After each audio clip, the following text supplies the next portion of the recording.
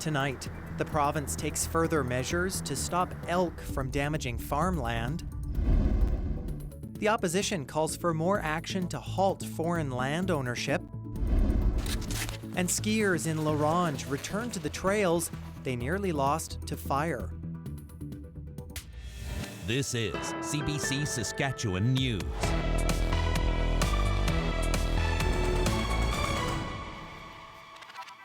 It is Tuesday, March 10th, and the CBC Saskatchewan News starts right now.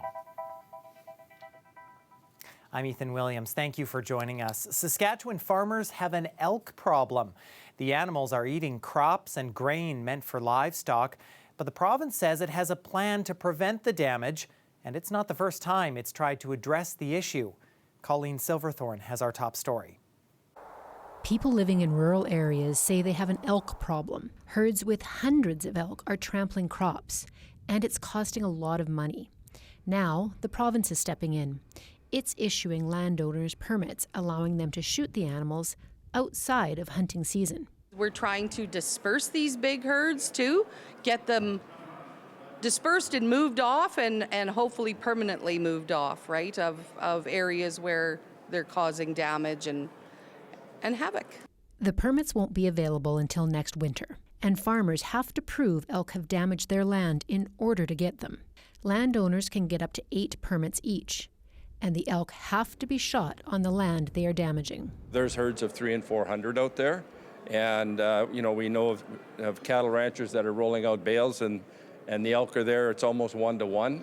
It's a problem people attending this week's SARM convention in Regina are all too familiar with. SARM's president says elk cause hundreds of thousands of dollars in damage each year. It's getting worse all the time. The populations have grown, and they're larger now, I think, than they've ever been. But not everyone likes the province's plan. The Saskatchewan Wildlife Federation says 8 permits per landowner seems like a lot. And it could cause people to dump the elk after they're shot, instead of using them for food, or result in paid hunting, with farmers selling the permits they don't use. So I know myself, if I was to shoot an elk, that fills my freezer. So that's 1 out of 8. What happens to the other 7 tags that are potentially in that landowner's possession? This isn't the first time the province has tried to reduce elk numbers. Last fall, it issued short-term permits to hunt antlerless elk. The hope was it would reduce birth rates by targeting female elk. But the numbers aren't in yet on whether or not it's working. Colleen Silverthorne, CBC News, Regina. The opposition NDP is pushing the government to take action over foreign ownership of farms in the province. The NDP introduced a private member's bill in the legislature Tuesday. It says the province has failed to listen to producers and the provincial auditor, who flagged foreign land ownership as a concern in 2024. The agriculture minister says he's already consulting with industry about improvements to the Farm Security Act. And that's just the process we're going through now. And as I said, when you do that, when you make those changes, you have to open the acts. You have to open them up. So we're just having that discussion and that time frame and how that process will move forward. It would be awfully strange if the Sask Party government didn't support this legislation, and we're ready to work with them to expedite its passage, because this is all about enforcing the law we have today and making sure that the Farmland Security Board has the tools in place to be able to act on this front. If passed, the private member's bill would, among other things, boost the fines for foreign individuals and corporations found to own farmland in Saskatchewan. Well, whether it's a missed mortgage installment or failing to pay down credit cards, Saskatchewan is falling behind on payments more than anywhere else in Canada. Ashwarya Duda has that story. This Saskatoon mortgage broker says homeowners who need to renew their mortgages are nervous, and he's not surprised. It doesn't matter what we're talking about, everyone's feeling the crunch, and life is just getting more and more expensive.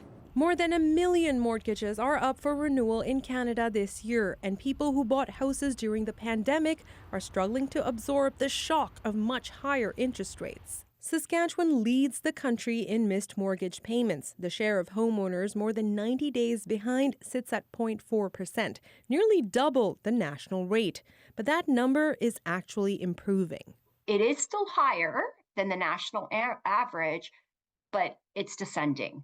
So there's some great news there. However, when measured by the dollar value of missed payments and not just the number of payments missed, BC leads. Ontario a close second. Saskatchewan's average mortgage debt is 45% less. The reason? Saskatchewan mortgages are smaller. Going from 1% to 2% to 3% to 4%, it's not going to break the bank. There's definitely some plans and tools in place that we can use to get you back down to that appropriate payment that's comfortable. But he says financial stress goes beyond mortgages. Consumer debt is very high right now that I'm finding. I would honestly suggest that it's a larger problem than mortgages and mortgage rates and rising costs of housing. According to the latest data from M&P Consumer Index, more people in Saskatchewan and Manitoba are left with less than $200 at the end of the month than any other province. Barely enough to handle an unexpected expense before bills stop getting paid. What's more, nearly half of Saskatchewan and Manitoba residents say that they're concerned about their ability to repay debts at all. Ashwarya Duda, CBC News, Saskatoon. Saskatoon police are investigating after a bear spray incident on a city bus. It happened Monday evening in the Pacific Heights area. Police say the bus was bear sprayed after an altercation and several people felt the effects of it. This all comes after CBC reported last week that Saskatoon police recorded nearly 500 bear spray incidents in 2025 and that incidents in the city have been steadily climbing since 2022. The national average gas price is now $1.64 a litre. The crisis in the Middle East is continuing to drive prices up. But as Peter Cowan reports, the price fluctuation isn't necessarily that simple. It hasn't taken long for the price of gas here in Canada to be affected by the war in the Middle East. The price I'm paying is more than 20 cents a litre higher than it was just before the start of the conflict. The war is definitely impacting prices here. I don't like it, of course, but again, hopefully it changes soon. The gasoline I'm pumping was likely refined before the start of the war. It can sometimes take weeks to get from the refinery to the tanks of your local gas station. So if the oil that was used to make this gas was bought at a lower price, why has the price gone up so much for me? Replacement cost. It's been that way for a very, very long time. Gas stations don't charge based on what they paid for the gas when they filled their tanks. They charge what it would cost to fill them up today. And as the price of a barrel of oil has climbed, the price of gas has risen in quick succession. For Eastern Canada, it's all based on the wholesale price in New York. The New York Harbor price changes about 6 o'clock Eastern Standard Time every day. And that is then reflected the next day in the wholesale price. So it's about a 24-hour delay. And oil prices are high because the Strait of Hormuz has been shut, blocking about 20% of the world's oil from getting to market. Iran has also targeted oil infrastructure in neighboring countries, making crude more scarce. The only good news is that what's quick to go up should also be quick to go down. Let's not forget that typically prices are readjusted down as quickly when the spikes are when the prices are no longer high. And that could be some good news. With the price of crude down today, experts say the price of gas could be cheaper by Thursday. Peter Cowan, CBC News, St. John's. Hundreds of students in Manitoba traded their textbooks for fishing rods Tuesday. The Manitoba High School Ice Fishing Championship attracts hundreds of kids from across the province with the goal of having fun, getting outdoors, and learning about the province's natural resources. Jura McElraith has more. Vanessa Hildebrand's school bag looks a little different today. These are just like the specific ice lures that you would use for ice fishing. She's one of hundreds of students out on the ice of Balsam Harbor for the 3rd Manitoba High School Ice Fishing Championship. Hildebrand started her day by clearing ice from one of 2,000 fishing holes drilled on Monday. The grade 9 student from Morden fishes regularly during the spring and summer, but it's her first time ice fishing. She loves spending time outdoors with her friends. When you, let's say, catch a fish or something, it's such an exciting moment, and you get to experience it. Organizer J.J. Ross says the Derby expanded from the St. James School Division when other schools showed interest. It's just a good opportunity to let them know what's out there. I think we have one of the greatest resources in the world here in Lake Winnipeg. Seth Morant has fished in each provincial derby. He changes up his tackle and bait each year to try and get a bite. The grade 12 student from St. Anne likes hunting and fishing when he can. It's nice that everybody's getting more and more involved, and I think it's pretty important to try to pass it down to the younger generations like us. Organizers say it's unbelievable to see so many schools participating, with nearly 1,400 students from 73 schools from Thompson to Morden. And they add anyone who catches a fish will also catch a prize. Jura McElwraith, CBC News, from the ice of Balsam Harbor. Some nice blue skies in Manitoba, some nice blue skies here in Saskatchewan as well, along with another coating of snow for many areas across the province overnight Monday and to Tuesday, giving those trees a nice picturesque look. Weather specialist Helena Mahalik tells us if this postcard perfect weather is here to stay when we come back.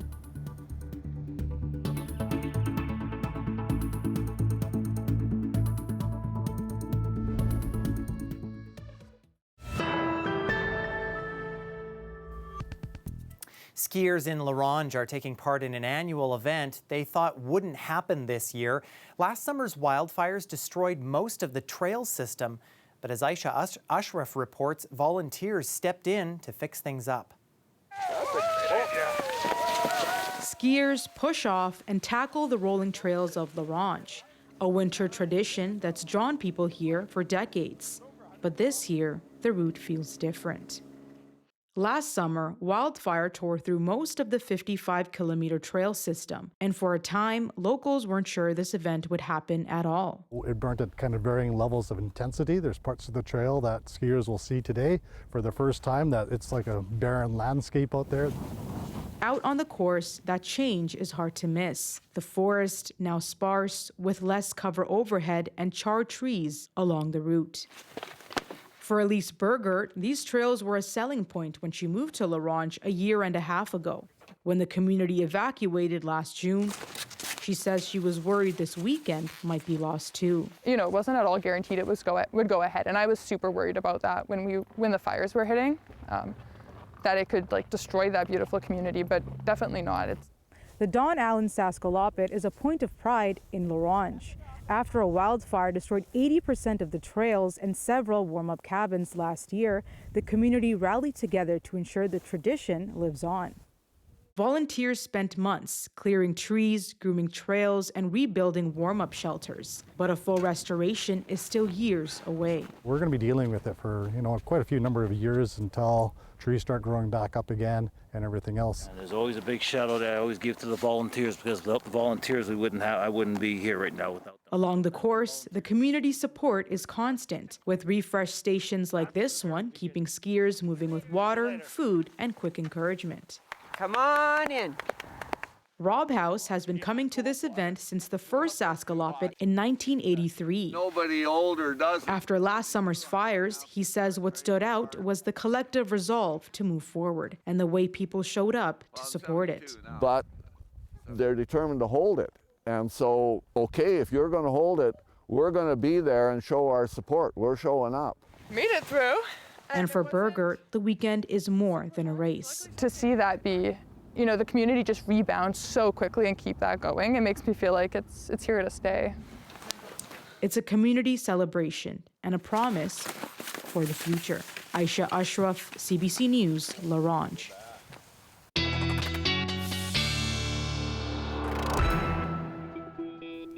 Weather specialist Helena Mahalik joins us now. Some nice weather for that event in Ronge, Helena, but a little further north, it is still very, very cold.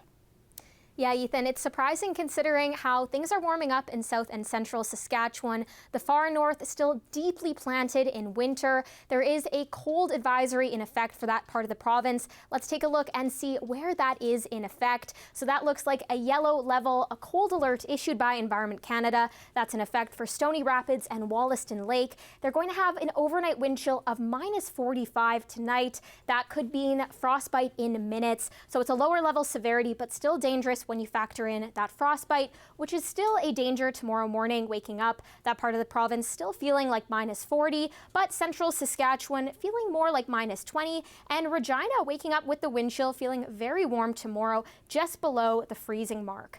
Today in the south, we also saw some pretty warm temperatures in the south, especially in the southwest, hovering close to +5. In the rest of south and central, still hovering between -5 to -10, but things are definitely starting to warm up. Tonight, across the province, we do have a bit of a mixed bag. We are seeing a 30% chance of flurries or light snow in the entirety of the south, and in central for Saskatoon, the Battlefords, and Prince Albert. But we're also seeing a risk of freezing drizzle in Regina, Saskatoon, and Estevan. So some more icy sidewalks tomorrow morning in store for us. And in terms of what we have in the province Wednesday, we are just going to see some flurries in the north. Anywhere from 2 to 4 centimeters is possible there. And Thursday morning, we have a much bigger system coming in from Alberta, bringing some heavier snowfall totals to the southwest for places like Swift Current. That system moves out of the province, and into Friday, we just see some lighter flurries again near the Alberta border for those in Swift Current. So we will see a good amount of snow on that one day, so close to 20 centimeters could be possible for Swift Current. And we also seeing some heavier snowfall totals in the southeast as that system moves out. But central Saskatchewan just going to see a very light amount of snow. It is also possible that some of that may fall as snow as the temperatures are a little bit warmer. But for the most part, we know that we are going to get some heavier accumulation in the southwest around Swift Current. And although we get one day of flurries in the north, we're just seeing 1 to 2 centimeters possible in that region. Tuesday, we're not seeing much wind activity, but Wednesday, we are going to see about 40 kilometers an hour wind gusts in the south. But Thursday, we will see some stronger winds, especially in the southeast, close to 50 kilometers an hour wind gusts as we see that system move out of the province. And we are going to see some warmer temperatures Wednesday as well. South and central Saskatchewan is going to feel like +5 or warmer. So Ethan, we do have some cold and warm temperatures, a bit of everything as usual. A bit of everything. Okay, thanks, Helena. Thanks, Ethan. Well, more and more First Nation chiefs across Canada are women, and our Louise Big Eagle had a chance to speak with a few of them. This year, history was made. There are 164 chiefs who are women across Canada. Linda Innes was the first woman to be elected chief councillor in the Thkala Nation in BC. As a matrilineal society, that's where our identity, responsibility, and our leadership have traditionally flowed through the mother side.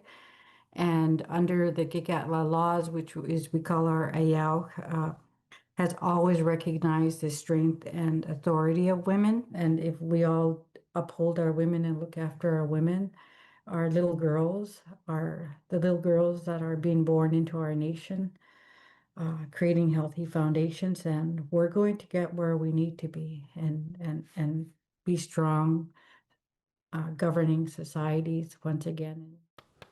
Leadership is a responsibility. Marie Ann Daywalker-Pelche was the longest serving chief in Canada before she retired in 2020. She recalls the challenges she faced. I don't know how I ever did that, and still be able to, do the things for the community and working long hours, weekends, long days, and still manage to, have a husband and have children and have, to care for. If truth and reconciliation is a journey, then we all must spend the rest of our lives running. Trishelle Bunn became the first elected female chief in her community and the youngest. Trying to assert myself in a good way and acknowledging that, but also acknowledging the fact that maybe in many ways, or maybe in small ways, I am challenging the narrative of what a chief is or what a chief looks like or what people perceive a chief to be. Bunn says she juggles being a chief and going to law school, but hockey is a way for her to stay balanced. I went skating with some of our young people a few weeks ago at a Brandon Weeks Kings skate in partnership we made with the Brandon Week Kings, and they thought it was pretty funny. They're like, the chief is going to skate with us, and I was like, yeah, I'm going to skate with you. So Daywalker-Pelche said with a growing number of women becoming elected as chiefs, it shows women have found their voice and have become stronger. Louise Big Eagle, CBC Indigenous, Regina.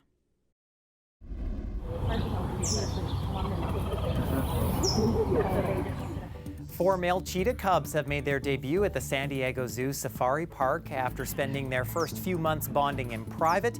The brothers are the first cheetahs born at the park in 6 years. Stay with us. We're back after the break.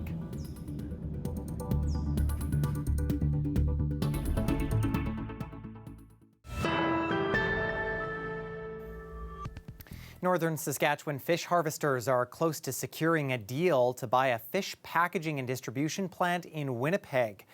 Fish harvesters, Métis and First Nations leaders have put in a bid to buy the Freshwater Fish Marketing Corporation.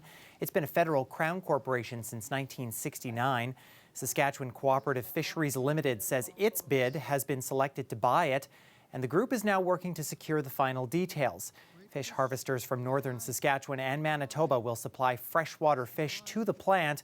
The fisheries group is also hosting 2 days of meetings in Prince Albert to discuss the future of northern fisheries. This organization pulled them together because we all have a common goal, to save that plant in Winnipeg, but to run it ourselves. So there was an open bidding process that was done by the feds, DFO, and there was something like 12 groups that put in bids. The group says the move to buy the plant will keep fishing a viable livelihood in the north. Hundreds of local fishing cooperatives are expected to supply fish to the Winnipeg processing plant.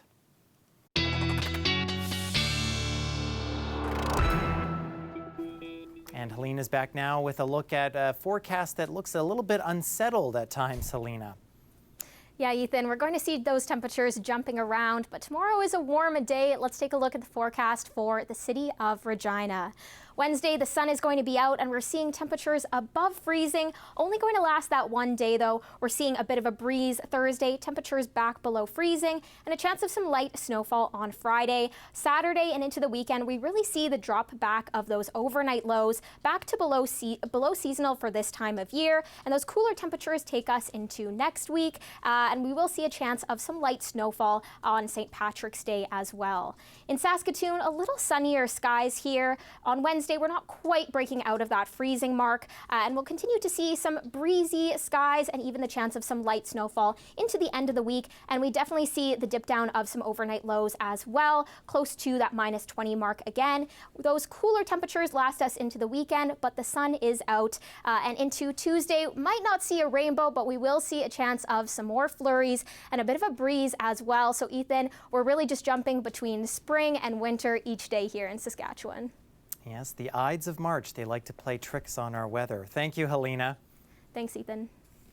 And that is our news for this Tuesday. For more news anytime, you can head to cbc.ca/Sask or our CBC Saskatchewan YouTube channel, or download the CBC News app on your smartphone or tablet. Thanks so much for watching.